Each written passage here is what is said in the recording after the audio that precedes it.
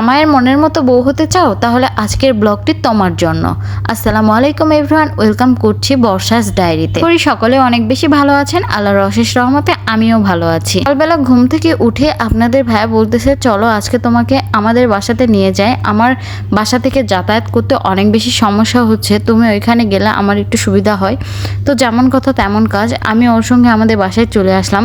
এসেই তো দেখি বাসার অবস্থা একদমই এলোমেলো। ছেলে মানুষ যখন বাসায় থাকে তখন কিন্তু বাসা অনেক বেশি অগোছালো হয়ে যায়, একটা মেয়ের মতো কিন্তু গুছায় রাখতে কেউই পারে না। সে সাথে সাথে আমি অবশ্য কি রান্না করবো এটাই বুঝতেছিলাম না।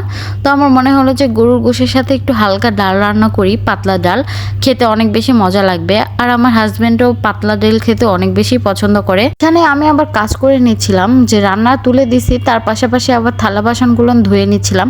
আর আপনারা সবসময় চেষ্টা করবেন রুমটাকে একদম গুছিয়ে রাখার জন্য। রুম গুছিয়ে রাখলে আসলে মনও ভালো থাকে, সব কিছুই ভালো থাকে। আর রুম যদি অপরিষ্কার থাকে তাহলে তো কিছুই ভালো লাগে না।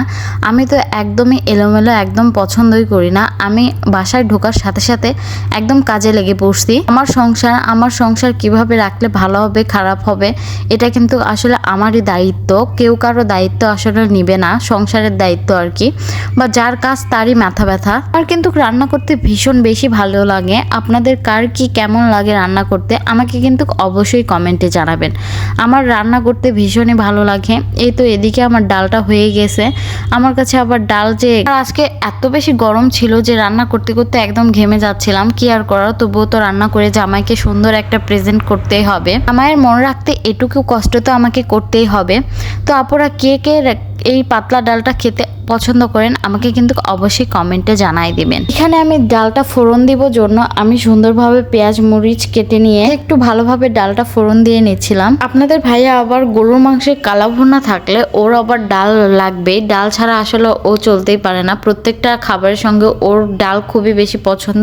আর আমাকে প্রচুর পরিমাণে মাসের থেকে 2-3 বার 4 বার ডাল রান্না করতেই হয়। আমার অবশ্য ডাল খেতে খুব একটা খারাপ লাগে না, আর ডাল তো আমাদের শরীরের জন্য অনেক বেশি উপকার। আমি আজকে প্রথম বাসায় আসলাম, তাই জন্য চাচ্ছিলাম যে শর্টকাটে একটু রান্নাটা করে নিই, কারণ বাসায় অনেক বেশি কাজ ছিল, কাপড় খাঁচা থেকে শুরু করে ঘর মোছা, ঘর ঝাড়ু দেওয়া, আমি এক হাতে সব কিছু করতেছিলাম জন্য চাচ্ছিলাম একটা শর্টকাট রান্না করার জন্য।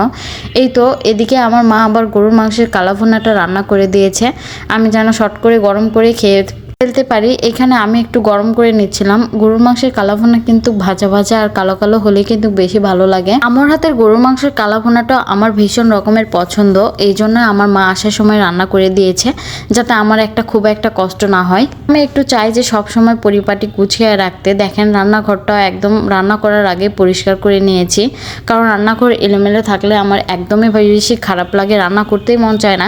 এই জন্য সবার আগে রুমের মধ্যে ঢুকে আমি আগে রান্নাঘরটা পরিষ্কার করে নিয়েছি, তাতে রান্না করতে আমার অনেকটা বেশি সুবিধা হয়। এই তো দেখেন এদিকে আমার গরুর মাংসের কালা ভুনাটা কতটা সুন্দর লাগছে, আমার তো দেখে এখনই খেতে মন চাচ্ছে। আমি অলরেডি খেয়ে ফেলছি, খাওয়া দাওয়া করে ভিডিওতে ভয়েস দিচ্ছি, কেমন জানি আবারও খেতে মন চাচ্ছে। আগেই বলছি আমার হাজবেন্ডের ব্যাচেলার বাসা যাকে বলে, রুমের মধ্যে খুব একটা তেমন একটা কিছু নাই। আমি যদি আল্লাহর রহমতে থাকতে শুরু করি ইনশাল্লাহ টুকটুক করে সব কিছু কিনে ফেলবো, সংসারটা সাজায় ফেলবো। এই তো রুমগুলান পরিষ্কার করে তো এই অবস্থা। এই তো আমার ছোট্ট রান্নাঘর কেমন লাগছে অবশ্যই কমেন্টে জানাবেন। আজকের মতো ব্লগটি এত পর্যন্তই। আল্লাহ হাফেজ।